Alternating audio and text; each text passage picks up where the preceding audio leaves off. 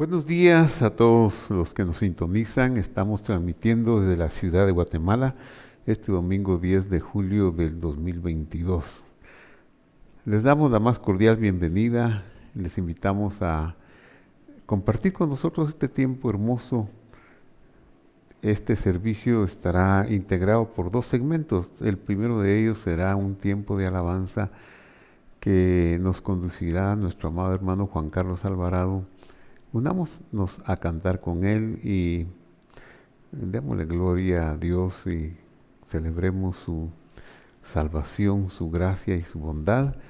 Enseguida de este segmento tendremos una meditación en la palabra de Dios y le invitamos a compartir con nosotros también este tiempo. Así que Juanca, el tiempo es contigo. Gracias por compartir con nosotros este tiempo y te dejamos el tiempo entonces.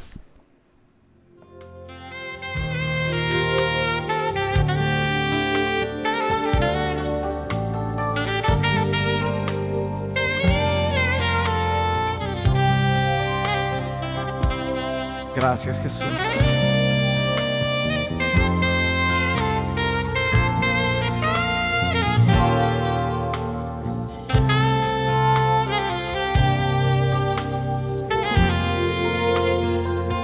Alguien que lo sepa conmigo. Levanta tu voz y tus manos. Quiero buscarte más. No hay otro anhelo y encontrarme con tu presencia hoy. Ese es mi deseo. Quiero adorarte más a ti. No hay otro anhelo y conocerte en toda mi vida. Ese es mi deseo. Vamos, levanta tu voz conmigo. Y al contemplar tu santidad y la belleza de la gloria de tu rostro, Jesús, yo no puedo sino estar enamorado de la grandeza y la hermosura de esta dimensión gloriosa de tu majestad. Quiero buscarte más, Jesús. No hay otro anhelo y encontrarme con tu presencia. Ese es mi deseo. Vamos, alguien levante sus manos y dígale: y yo quiero adorarte más, mi amado Dios. No hay otro anhelo esta noche aquí reunidos, Señor, y conocerte en toda mi vida. Ese es mi deseo. Vamos, ahora sí, levanta tu voz conmigo. Y al contemplar tu santidad y la belleza de la gloria de tu rostro, Jesús, yo no puedo sino estar enamorado de la grandeza y la hermosura de esta dimensión gloriosa de tu majestad. Y al contemplar tu santidad y la belleza de la gloria de tu rostro, mi Jesús, yo no puedo sino estar enamorado de la grandeza y la hermosura de esta dimensión gloriosa de tu majestad. Vamos, enamórate de su presencia, enamórate de Él, de su hermosura. Él está ahí contigo. Levanta tus manos. Aleluya. Gracias, Señor.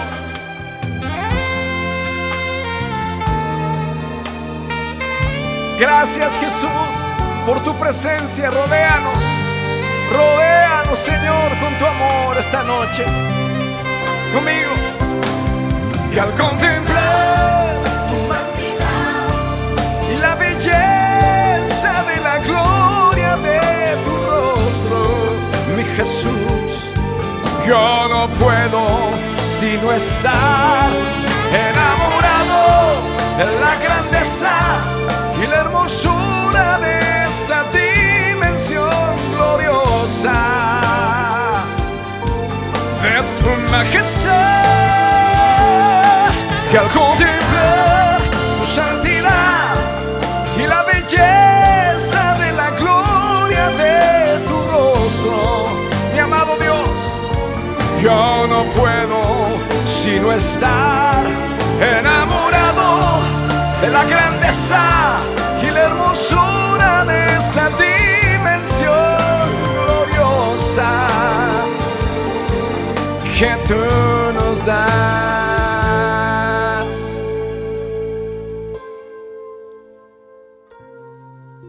Quiero buscarte más. No hay otro anhelo. Alguien puede decir amén. Gracias, Juanca. Estamos tan contentos cada vez que cantamos juntamente contigo. Nos unimos a alabar al Señor. Que Dios te bendiga a ti y a tu amada esposa por donde quiera que los lleve en ese ministerio tan lindo de alabanza y de oración por las necesidades de aquellos que se conectan con ustedes. Un abrazo y que Dios los bendiga. Muy bien, entonces vamos a entrar en nuestro tema que para hoy he tenido el deseo de hablarles sobre Él proveerá. Leo Éxodo 16, 1. Partió luego de Elim toda la congregación de los hijos de Israel, llegó al desierto de Sin, que está entre Elim y el Sinaí, a los 15 días del segundo mes después de su salida de la tierra de Egipto. Oremos. Padre que estás en el cielo, gracias te damos por tener este momento de meditación en tu palabra.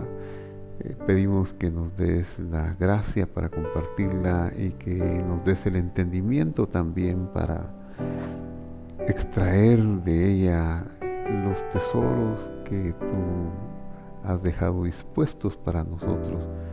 Gracias, Señor, en el nombre de Jesús. Amén y amén. Bueno, el capítulo 16 del Éxodo se inicia relatando el viaje de la congregación de los hijos de Israel después de los grandes acontecimientos de la partida del Mar Rojo, de el milagro en las aguas de Mara, que de amargas pasaron a ser dulces, de la gran instrucción sobre la sanidad que da en el versículo 26 del capítulo 15 y del relato del oasis que encontraron en Elim. Ahora pues parten y llegan al desierto de Sin. Dice el versículo que llegaron a los 15 días del segundo mes después de su salida. ¿Cuál es ese segundo mes? Los judíos que regresaron de Babilonia le pusieron nombres a los meses. En la escritura no aparecen más que dos meses o 3 meses, que tienen un nombre. El primero de ellos es Aviv, que quiere decir primavera, el mes de la primavera, el mes que se conmemora la salida de Egipto. Y hay otro mes, el mes de Sif, que se llama el mes de la iluminación, porque es cuando el sol en el hemisferio norte empieza o se da en gran plenitud. Pero al decir aquí el 15 del segundo mes, el nombre Iyar, como decía ya, puesto por los que regresaron de Babilonia, la pregunta es, ¿por qué se menciona explícitamente este mes? ¿Y por qué el día 15? Entonces se cree que es porque ese día se terminaron los panes que habían sacado de Egipto, las masas que no se leudaron, los panes, las galletas que habían sacado se terminaron. Y ahora que se termina el sustento, una prueba viene para la congregación. ¿Y cómo reaccionan? Veamos cómo reaccionan. En el desierto, toda la congregación de los hijos de Israel murmuró contra Moisés y contra Aarón. Esa fue la reacción. Es necesario que nosotros reflexionemos en lo siguiente. A veces hay momentos que parecieran ser de escasez, como en este caso. Se acaba el pan, las galletas que ellos habían sacado de Egipto, en lo que confiaban, y no hay más pan, y están en el desierto. Dice que están entre Elim y el Sinaí, en el desierto de Sin. Y lo primero que hacen es murmurar, habladurías contra los líderes. Pero, ¿qué es mejor, murmurar o reflexionar? Nosotros tenemos que recordar que somos hechos criaturas que respiramos. Eso quiere decir la palabra de Génesis capítulo 2:7, y el hombre vino a ser una criatura, un ser que respira. Y ese acto de respirar nos hace ser dependientes de Dios, seres que oramos. Y la palabra oración en el idioma hebreo es la raíz de la palabra palal, que significa hacer un juicio. Pero el sustantivo tefilá, oración, y el verbo leit palel, que es oración, el sustantivo, su raíz es hacer un juicio, el acto de hacer un juicio, y el verbo orar, leit palel, es también una acción reflexiva. No es como pudiéramos pensar, demandar, exigir, pedirle a Dios, sino hacer una reflexión. ¿Por qué?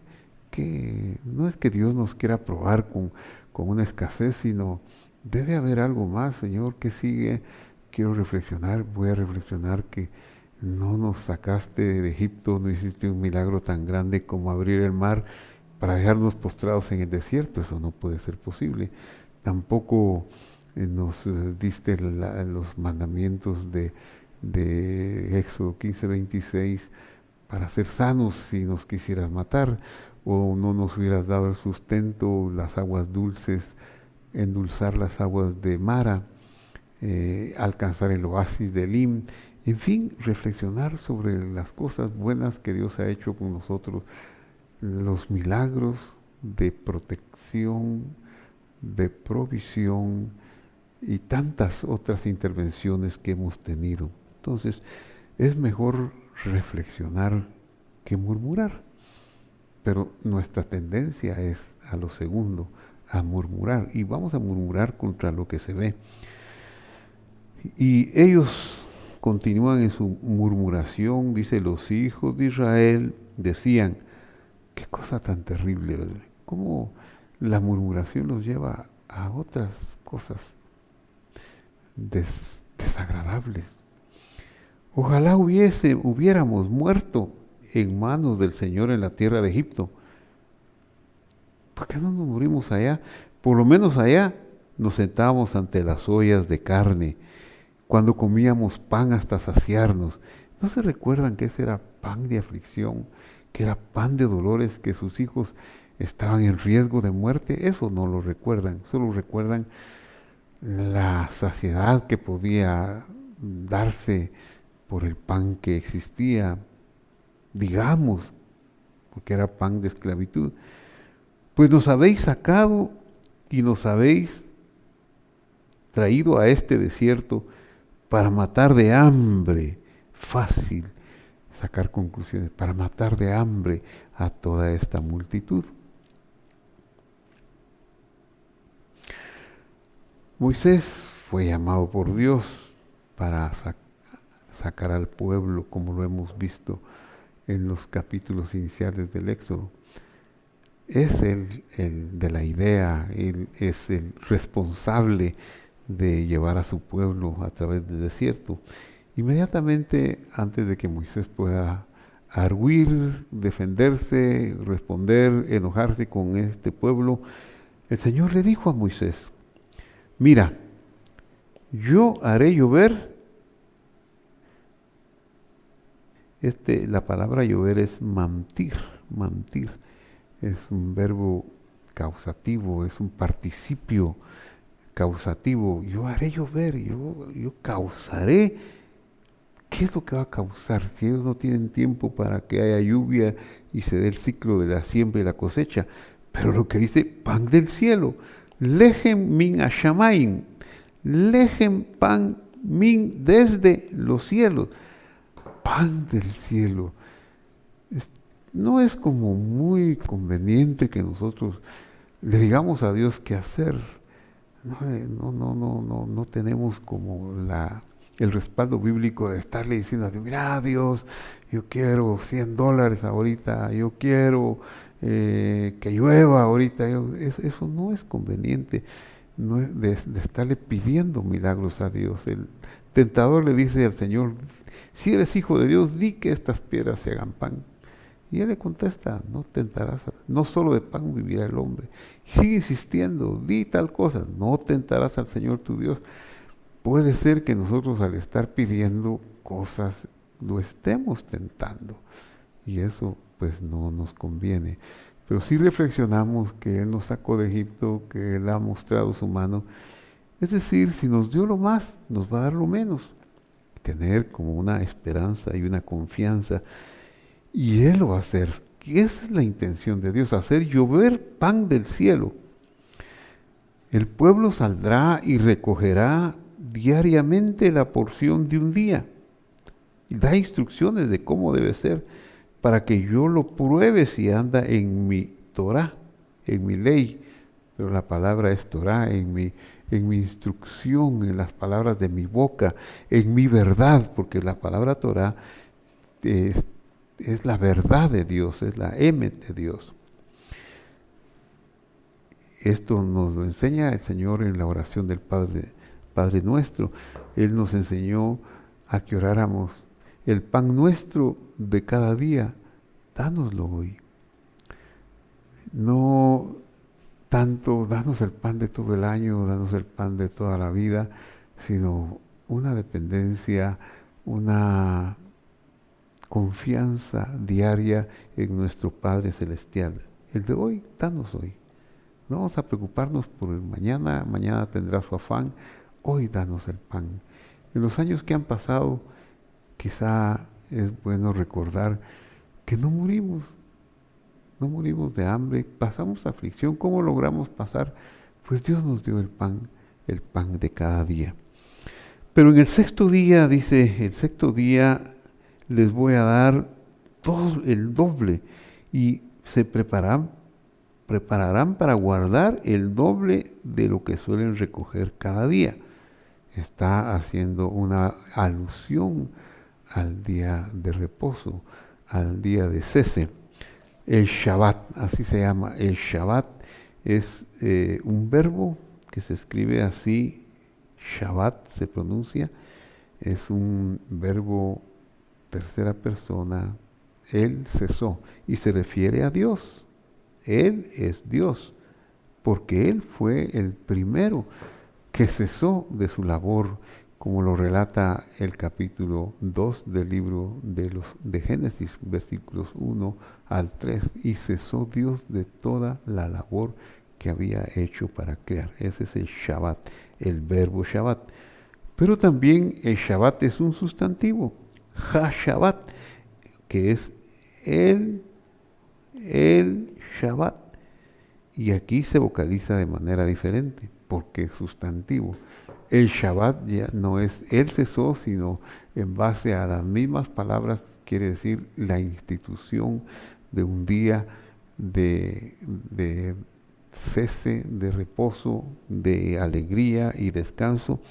Pero también hay otro concepto que se refiere al Shabbat, tanto como sustantivo como verbo, y es el día séptimo. Bayom Hashevi'i, Bayom Hashevi'i.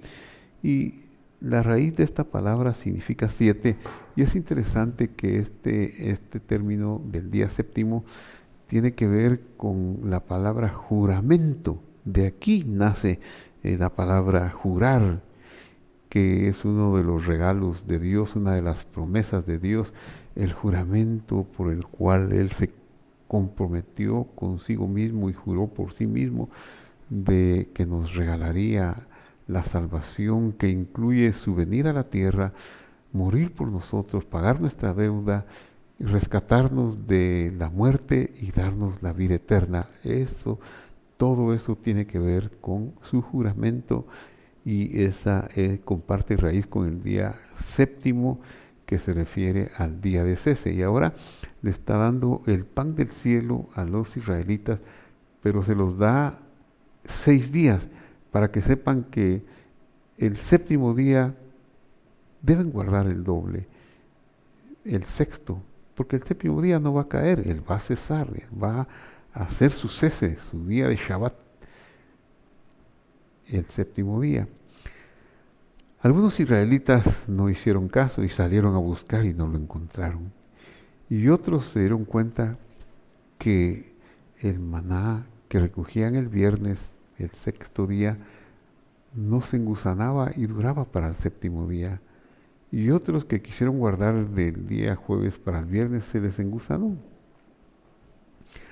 Porque es la palabra de Dios la que sostiene todas las cosas y la que manda todo. Entonces, el tema que estamos desarrollando es Él proveerá. El maná es un punto muy demostrativo de la provisión de Dios, pan del cielo. Pero eso tiene cosas muy trascendentales que se dispersan en el ámbito de la vida de los israelitas y de nosotros. Veamos lo que dice el Salmo 105:37. Dice, lo sacó, hablando de la salida de Egipto, con plata y con oro. Y luego dice, no hubo en sus tribus enfermo. Y ahora me pregunto, ¿cómo es que no hubo en sus tribus enfermos? ¿Qué hubieran hecho ellos si en esos 40 años de caminar por el desierto se enferman? No había tiempo para los médicos, no tenían las cualidades ni aún en la tecnología de aquel tiempo para atender a un enfermo. Pero el Salmo 105:37 dice que no hubo, los sacó enriquecidos de Egipto y además no se enfermaron. Y creo que aquí hay un mensaje que tenemos que entresacar, que está entre líneas, y es que nosotros somos lo que comemos. Muchas veces nos enfermamos porque no sabemos comer, comemos mal. Si comemos alimentos que tengan demasiado desecho, nuestro hígado tiene que trabajar para desintoxicarnos, etcétera, etcétera. Pero el pan del cielo, el maná que ellos recogían y que cocinaban y que sabía a miel, que era algo extraordinario, no tenía desechos, seguramente, no tenía desechos, ¿Por qué iba a tener desechos si venía del cielo? Es posible que ni siquiera al baño hayan ido porque todo se absorbía. Y si no había desechos, obviamente. Claro, eso es un pensamiento que raya en la leyenda y algunos midrashim, o sea, algunas exposiciones de la historia de la palabra de Dios por los sabios de Israel aseguran que esa población tenía esos milagros. Todos los nutrientes que el cuerpo necesitaba, los en forma equilibrada, en forma adecuada, los tenía el maná. Dios les estaba brindando salud total, en plenitud. Qué Dios tan grande, qué Dios tan proveedor. ¿Cómo lo hace? El pan nuestro de cada día, dánoslo hoy. Tenemos nosotros esa muestra del amor de Dios. Y si lo hizo en el pasado, ¿cómo no lo va a hacer ahora? Claro, no podemos pedir que mande maná del cielo como en aquel tiempo, porque ya no lo va a mandar, pero lo puede mandar de otra manera, lo puede mandar en forma de una inteligencia para hacer algo que nos permita comprar el sustento, y al comprar el sustento saber comer adecuadamente. Sigue diciendo aquí, pidieron e hizo venir codornices. Eso ya fue un poquito como de capricho de ellos, y claro, con eso no les fue muy bien, pero aún el maná fue tan benévolo que aunque las codornices eran de otra categoría, porque eran de categoría de la tierra y ellos por codicia las pidieron, de todas maneras no hubo en sus tribus enfermos. Y los sació con pan del cielo. ¿Por qué no hubo en sus tribus enfermos? Porque los sació con pan del cielo. Es decir, el maná comido era capaz de que también, aunque la carne y las codornices tenían desechos, pero lo absorbían, lo trataban, el maná lo trataba muy bien los desechos, y como le digo, quizá ni al baño iban. Abrió la peña y fluyeron aguas, corrieron por los sequedales como un río. El agua es vital para beber. Muchas de las enfermedades que enfrentamos es porque no tomamos agua. Cada vez que nuestro cuerpo recibe un saborizante, ya sea de agua gaseosa o de cualquier otra bebida que tenga un sabor, el estómago se prepara para digerirla porque no es agua, pero el agua en sí es hidratante y lleva muchos beneficios a nuestro cuerpo. El agua puede hacer que tengamos nuestro peso correcto, que nuestras células estén bien, que la energía esté adecuada, que caminemos bien. Entonces mandó pan del cielo, les abrió agua de la peña, es decir, les dio lo necesario para tener una vida durante 40 años que no necesitó médicos. Porque de la peña fluyeron aguas y corrieron por los lugares secos como un río. Algunos creen que el agua era tan hermosamente distribuida que aunque no había cañerías, porque se movían a cada cierto tiempo, se movieron cerca de 42 veces en los 40 años, 42 campamentos. Algunos también, en lo que es como una leyenda, como una imaginación benévola, afirman que las aguas se distribuían entre las tiendas, llegaban a las tiendas de los israelitas muy cerca. Qué cosa tan maravillosa. Y el apóstol Pablo dice que la peña que les daba las aguas los seguía, y ese era el Mesías, el Señor Jesús. Era agua milagrosa. En los hijos de Israel desde sus tiempos antiguos creen que también por mérito, por medio de María, Miriam, las aguas les llegaban. Entonces es algo milagroso, y vemos cómo la dieta se complementa. Agua más el maná, eso les dio una salud perfecta. Pero veamos algo más. Ahora le invito a que veamos Deuteronomio.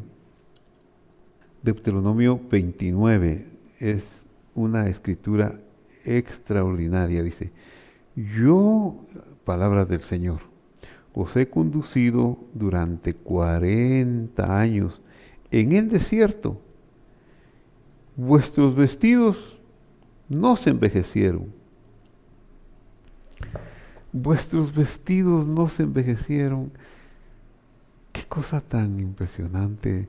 No necesitaban lavarse. Tal vez ese efecto del pan del cielo, evitando que no producía sudoración del agua que tomaban, que los hacía estar limpios.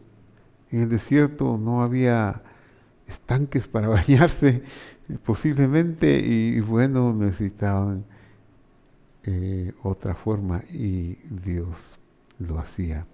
El apóstol Pablo, escribiéndole a los Filipenses, les dice en el capítulo 4, versículo 19, mi Dios pues suplirá para todos los que os falta conforme a sus riquezas en gloria. Si nosotros vamos a tomar a Dios como nuestro proveedor, Él va a dar para cada necesidad. No va a ser quizá en la forma que los israelitas en el desierto recibieron el pan del cielo, pero va a haber una provisión, siempre vamos a tener. Yo recuerdo que nací en un pueblo, nos decían los caleros, porque el sustento venía de las minas de cal que se arrancaban artesanalmente y así se cocían y se vendían a las poblaciones vecinas en esos tiempos, hace 100 años o más. Los vehículos todavía no entraban a mi pueblo, entonces era por medio de los patachos de mulas que venían los arrieros de otras poblaciones, iban a comprar cal a Cabricán, la llevaban a vender a la costa, y así comerciaban y traían el sustento a la casa, un poquito de agricultura, pero no era suficiente. Cuando llegó el tiempo, bueno, mi mamá enviudó cuando yo tenía 3 años y medio, ya mi papá pues dejó de ser el que estaba al frente de la casa. Ella hizo lo que pudo, puso una tienda, daba comida a los que necesitaran comer, tuvo maestras que vivieron en la casa como pensionistas, maestras de la escuela del pueblo, en fin, se movió de muchas maneras, pero tenía una pasión porque nosotros estudiáramos. Somos 3 hermanos, el mayor, yo, mis 2 hermanos menores, y ellos, o los 3, pues mi mamá quería que estudiáramos. Ella tenía esa visión, tenía esa pasión. Cuando me llegó el tiempo de estudiar, no tenía para pagarme una colegiatura. La educación en este día se ha difundido. Hay universidades privadas y la universidad estatal que tienen centros de estudios en muchas partes del país, y aún en mi pueblo hay escuelas universitarias que han llegado, pero eso no sucedía en aquellos días cuando yo era, cuando estaba saliendo de primaria. El único lugar para estudiar era la ciudad de Quetzaltenango, pero venir a Quetzaltenango era fuera del alcance de los medios económicos de mi madre. Imagínese usted la colegiatura, el estudio, más el sustento, el internado, la comida, el lavado de ropa, más el estudio, costaba 32 quetzales. En ese tiempo el dólar y el quetzal estaban a la par, 1 por 1, 32 dólares. Claro, no es mucho dinero. Hoy los precios se han inflado y ya no alcanzarían. Pero ni siquiera los 32 dólares ella contaba, así que necesitaba de una ayuda. ¿Y qué hizo? Pues escribió a la Junta de Becas de la iglesia presbiteriana en la ciudad de Guatemala, pero nunca le contestaron, no le dieron la beca para mí. Buscó una bolsa de estudio de las que daba el gobierno, una bolsa de estudio en ese tiempo, pero no hubo para mí. Entonces se vino a Quetzaltenango conmigo, me dejó en el parque, se fue a Totonicapán, a San Cristóbal Toto, buscó al director del Instituto Bíblico Quiché, que precisamente don Pablo Burgues, de quien hablé en el estudio del miércoles el estudio miércoles pasado. Él tenía la pasión por llevarle a los hablantes del Quiché el Evangelio. Él fundó el Instituto Bíblico Quiché y una de sus grandes colaboraciones fue el misionero don Stanley Wick. Mi mamá fue a buscar a un Stanley Wick y le pidió ayuda y él accedió a pagarle los $32 o quetzales para mi colegiatura el primer año o el segundo año, y así pude yo estudiar. Yo no tenía dinero, no trabajaba, era un muchacho en la década de los 12, 13 años, en la década de 10 a 20, que es la década de los estudios de secundaria. Pero estudié. Es decir, siempre hay milagros, siempre hay formas de depender de Dios. Y fue una cosa muy interesante la que me pasó. Pues yo con el tiempo me gradué de perito contador, me vine a trabajar a la ciudad de Guatemala, al Colegio La Patria de la ciudad de Guatemala, luego pasé al crédito hipotecario y ahí me sometí a un examen de oposición, lo gané y fui a trabajar a la superintendencia de bancos. Pasé algunos años trabajando, supervisando cooperativas, y cuando estaba en las cooperativas, mi primer trabajo de cooperativas fue una cooperativa de la iglesia presbiteriana que dirigía un funcionario de la superintendencia de bancos en su tiempo libre. Él era como el representante legal de esa cooperativa. Pero esa cooperativa había llegado a su finalización, al quiebre, a quebrar, y entonces tenía que hacerse el cierre. Llego yo a trabajar a la superintendencia de bancos y me asignan como mi primer trabajo. El jefe inmediato mío, don Milo, me dice, mire, me pasó sus papeles, me pasó unos papeles, mire esa cooperativa. Y yo no le entendí, yo pensé que me estaba pidiendo mi opinión y me dice, mire esos papeles, le encargo esto. Y entonces yo la vi y dije, bueno, está desordenada la contabilidad, que hay que hacer una hoja de trabajo, el cierre, etcétera, etcétera. Y le dije, mire, hay que hacer eso, pues hágalo, me dijo. Entonces lo tuve que hacer. Así fui aprendiendo. En esa oficina tenían una costumbre, ¿verdad? Los jefes le decían al inspector, al subalterno, decían, le dejo la inquietud, decía, le dejo la inquietud. Pero eso de le dejo la inquietud no era una inquietud para que uno bajara libros, era para hacer el cierre o para hacer algo. Entonces vine yo y empecé a ver los estatutos y me empapé de los estatutos y me di cuenta que el que estaba encargado de cerrar la cooperativa era el que fue jefe del comité de becas cuando mi mamá escribió.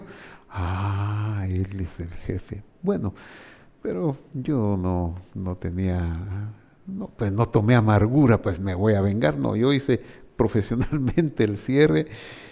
Y así que fue un trabajo muy bonito y eso me brindó oportunidades de crecer dentro de la institución y me dieron una oportunidad para viajar, a aprender más sobre cooperativas a los Estados Unidos y a Puerto Rico.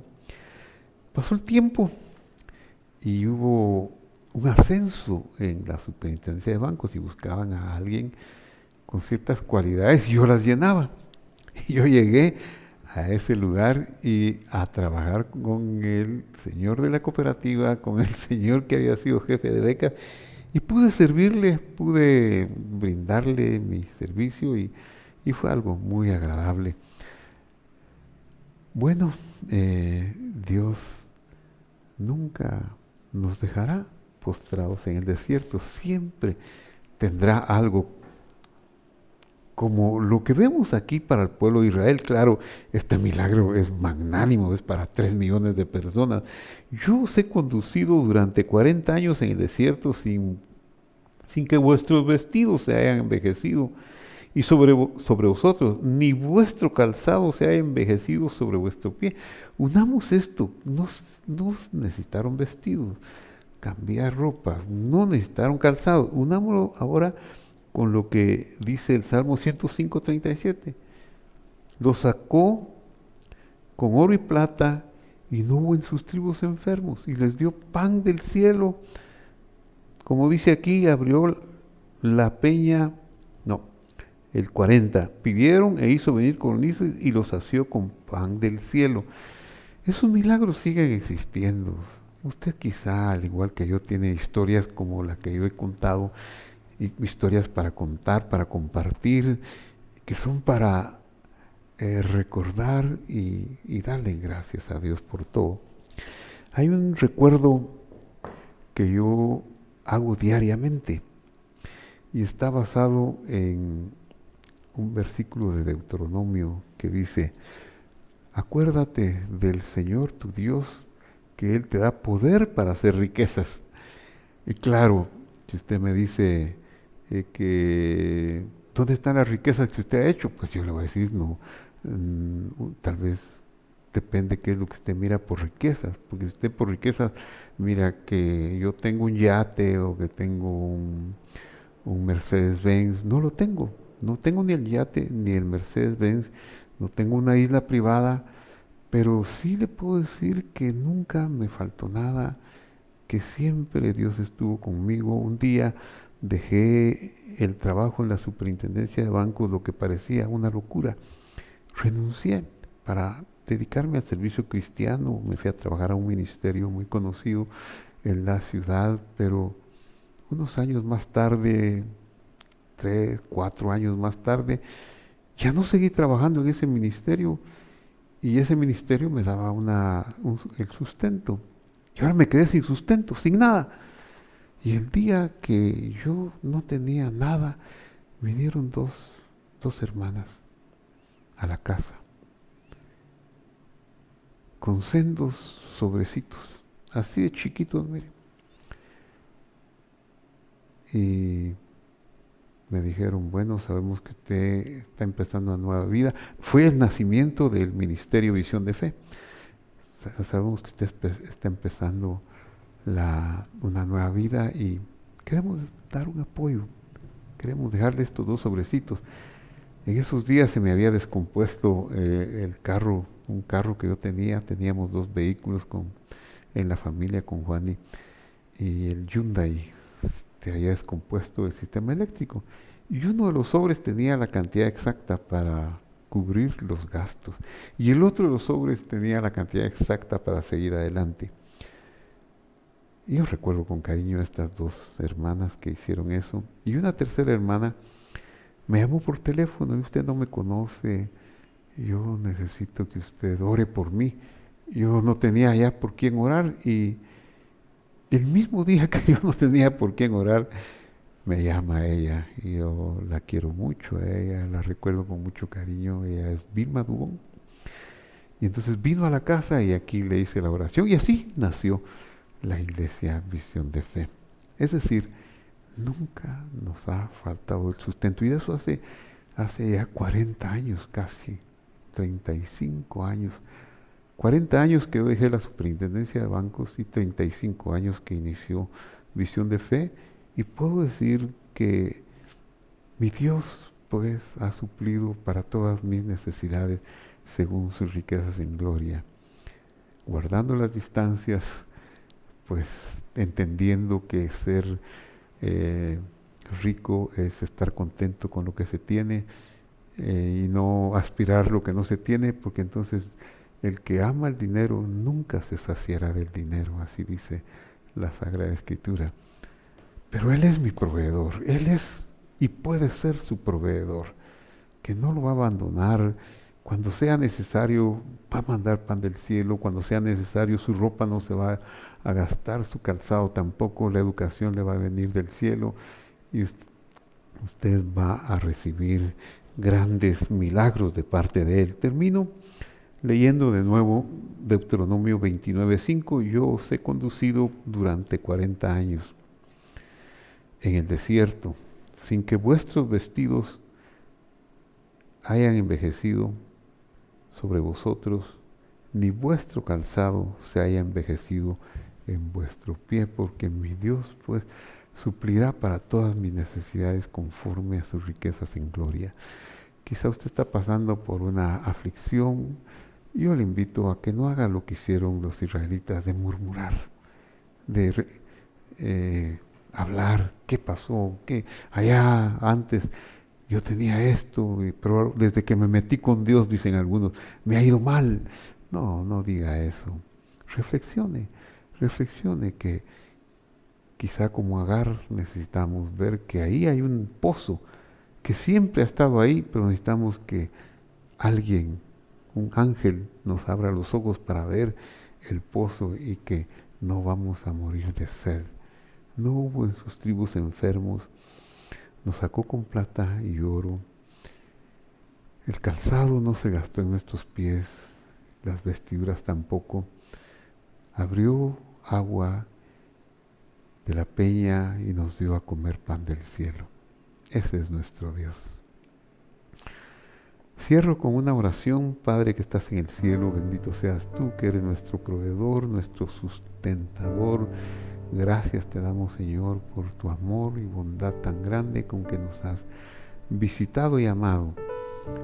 Gracias por esta plataforma, estas dos plataformas, YouTube y Facebook, para difundir estos testimonios, estas esperanzas, esta luz de tu palabra. Y cualquiera que vea este mensaje, que sepa que Dios no hace acepción de personas, que lo que hizo para los israelitas lo puede hacer para Él, lo que hizo para mí lo puede hacer para Él, que no perdamos la fe de que tú tienes en mente darnos el pan de cada día.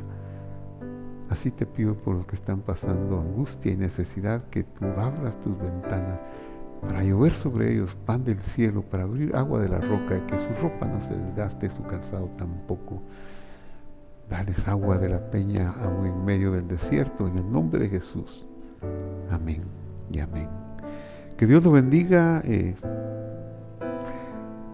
Más tarde, dentro de una hora más o menos, a las 10 de la mañana, iniciamos nuestro servicio presencial, que lo transmitiremos también por esta plataforma a las 10:45 hora de Guatemala. Lo invitamos, si puede asistir, si vive en la ciudad de Guatemala y puede asistir, lo esperamos, y si no, pues lo esperamos por medio de este servicio en línea. Hasta la vista, hasta el próximo miércoles y hasta el próximo domingo. Que Dios quede con usted y le dé paz.